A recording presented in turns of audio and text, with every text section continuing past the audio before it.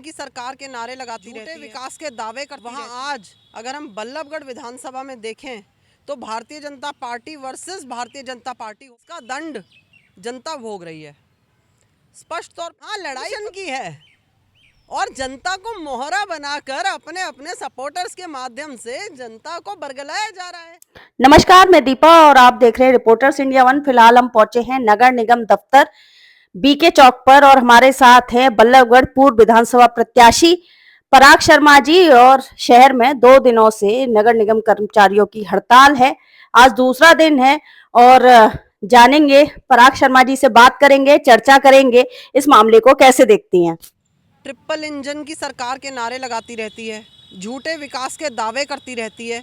वहाँ आज अगर हम बल्लभगढ़ विधानसभा में देखें तो Bharatiya Janata party versus Bharatiya Janata party हो रहा है, जिसका दंड जनता भोग रही है। स्पष्ट तौर पे नज़र आ रहा है कि ये जनता के विकास की लड़ाई नहीं है, ये दो अहम की लड़ाई है, दो अहम का टकराव है। ये पावर सेंटर्स का टकराव है जिसकी कीमत भोली भाली जनता से वसूली जा रही है। अगर आपको जनता के विकास की इतना चिंता है तो आप लोग विकास की लड़ाई लड़ो एक दूसरे से कि कौन कितना विकास करके दिखाएगा, कि भाई पार्षद ज़्यादा विकास करेंगे या मंत्री और विधायक ज़्यादा विकास करेंगे। यहाँ लड़ाई कमीशन की है और जनता को मोहरा बनाकर अपने अपने सपोर्टर्स के माध्यम से जनता को बरगलाया जा रहा है। ये जो 200-400 समर्थक किसी के साथ खड़े हो जाते हैं, ये बल्लभगढ़ की 2 लाख जनता को रिप्रेजेंट नहीं करते हैं। बल्लभगढ़ में 4 गलियों में 4 कॉलोनियों में नारियल फोड़ देना बल्लभगढ़ के विकास को नहीं दर्शाता है। बल्लभगढ़ की कॉस्मेटिक सर्जरी कर देना बल्लभगढ़ के विकास को नहीं दर्शाता। अगर आपको बल्लभगढ़ का विकास करना था तो आप लड़ाई इस बात की लड़ रहे होते कि हमें मेट्रो, जो कांग्रेस पार्टी की देन है बल्लभगढ़ में, उसे हमें पलवल तक लेके जाना है। लड़ाई किस बात की लड़ी जा रही है कि कमीशन नहीं मिल रहा, अधिकारी सुन नहीं रहे। दूसरा मेरा जो वक्तव्य रहेगा वो इस बात पे रहेगा कि हमारे बल्लभगढ़ विधानसभा से जो अहम का टकराव हो रहा है उसमें एक पक्ष जो निर्दलीय चुना जाता है, 3 सीट आपको जनता ने भारतीय जनता पार्टी के खिलाफ दी। आप अपने अहंकार को ऊपर रखते हुए, जनता की भावनाओं पर कुठाराघात करते हुए किससे पूछकर भारतीय जनता पार्टी में गए थे, ये भी स्पष्ट होना चाहिए कि क्या आपने अपने उन लोगों के भावना को सुना था, जाना था, उनसे पूछा था कि हमें भारतीय जनता पार्टी ज्वाइन करनी चाहिए। क्योंकि आप तो खुद डंके की चोट पे कह रहे हैं कि भारतीय जनता पार्टी में कितना भ्रष्टाचार है, वो आपके वीडियो के माध्यम से आप बता रहे हैं। उसी भारतीय जनता पार्टी को आप ज्वाइन कर लेते हैं और अब आप फिर उसी पार्टी के खिलाफ लामबंदी करके आवाज़ बुलंद कर रहे हैं। तो इसको स्पष्ट है कि जब सरकार में बैठे लोग, जिन लोगों की सरकार में हिस्सेदारी है, वो कहते हैं भारतीय जनता पार्टी भ्रष्ट है और भ्रष्टाचार कर रही है, अफसरशाही हावी है, तो इस अफसरशाही को हावी करने का मौका किसने दिया? भारतीय जनता पार्टी ने दिया। दूसरी बात, ये कौन सा तरीका है कि आप अब सरकार का हिस्सा बनने के बाद आप विपक्ष की भूमिका निभा रहे हैं? आप तालाबंदी करते, बहुत अच्छे लगते तालाबंदी करते हुए, अगर आप इंडिपेंडेंट पार्षद होते, जैसा आपको जनता ने चुना था। बिल्कुल जैसा आपको जनता ने चुना था, आप इंडिपेंडेंट पार्षद होते, आपकी मजबूरी बन जाती कि मैं काम करवा नहीं पा रहा हूं तो मैं तालाबंदी करके अपनी जनता के साथ खड़ा हूं। आज आप एक अफसर के साथ बदसलूकी कर रहे हैं, तालाबंदी कर रहे हैं, तो ये तो आपका फेलियर दर्शा रहा है। ये दिखा रहा है कि आपको सरकार से और अधिकारियों से काम लेना नहीं आता, इसलिए आप ऐसे काम करने लग गए। दूसरी बात है, आप नगर निगम पे क्यों ताला लगा रहे हैं? आप स्थानीय विधायक के ऑफिस पे ताला लगाइए, नगर निकाय मंत्री के ऑफिस पे ताला लगाइए। आप क्यों ताला लगा रहे हैं? एक अधिकारी, जो अदना अधिकारी जिस पे आपकी चल नहीं सकती, आप उस पे अपना जोर चला रहे हैं। स्पष्ट तौर पे नगर निगम की मेयर को ये सोचना चाहिए कि इतना बड़ा तांडव हो रहा है बल्लभगढ़ में, बीजेपी वर्सेस बीजेपी, और वो तमाशा देख रही हैं। पूरे जिले में आग की तरह फैली है खबर चक्का जाम है, आज कौन सा विकास हो रहा है? जब तालाबंदी हो गई, चक्का जाम हो गया नगर निगम में, आज सफाई कर्मचारी सफाई पर नहीं लौट रहे, इसका जिम्मेदार कौन है? और इसका दंड हमारे फरीदाबाद की जनता क्यों भुगत रही है, इसको भी स्पष्ट किया जाए।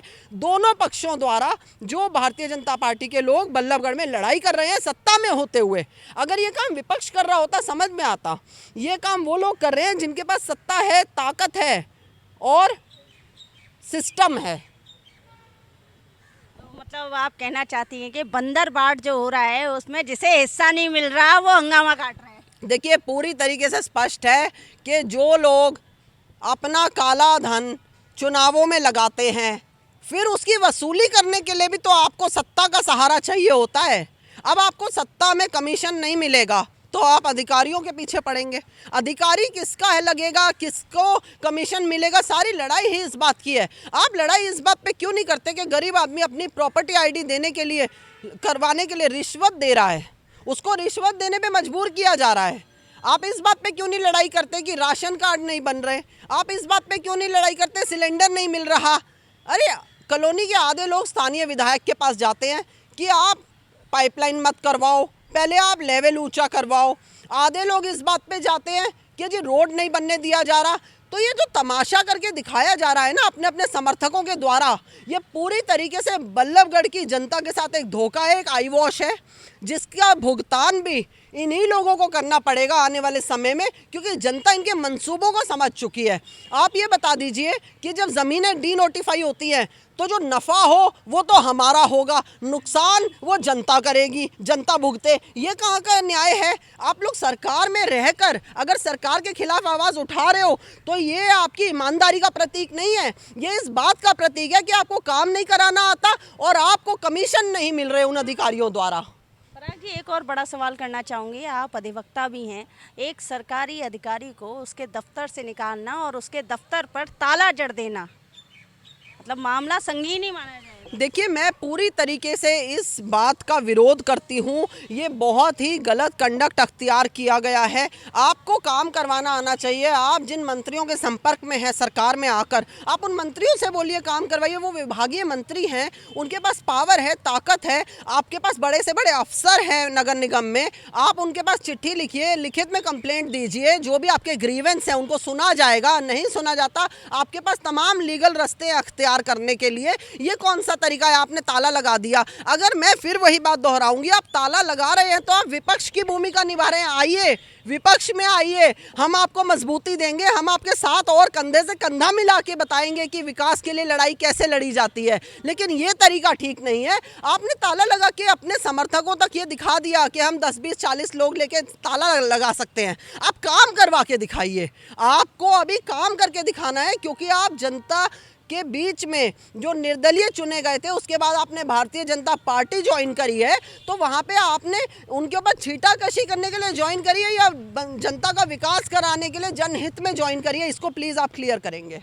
इस मामले को देखते हुए ऐसा लगता है कि जनता ने जो अपना पार्षद चुना, इससे बेहतर तो वो शायद भाजपा के जो कैंडिडेट था उसे चुन लेती, तो कम से कम जनता को ये सफ़र नहीं करना पड़ता। देखिए, बिल्कुल मैं वही आपकी बात को ही मैं आगे बढ़ाऊंगी कि अगर जनता भारतीय जनता पार्टी के ही कैंडिडेट्स को चुन लेती तो कम से कम आज ये टकराव की स्थिति ना होती और कम से कम बल्लभगढ़ के लोगों को ये दंड ना भुगतना पड़ता, क्योंकि आज विकास नहीं हो रहा है। ये फिर वही बात है, सारी लड़ाई कमीशन की है, सारी लड़ाई अपने अपने पसंद के अधिकारियों को लगवाने की है। और ये एक्सीएन लेवल के अधिकारी है, एसडीओ लेवल के, जो हमारे तमाम ये नीचे कर्मचारी होते हैं, भाई हमारे साथी हैं, ये भी हमारे समाज के लोग हैं। आप इनके साथ इस तरह से दुर्व्यवहार करके सिर्फ अपनी राजनीति चमका सकते हैं।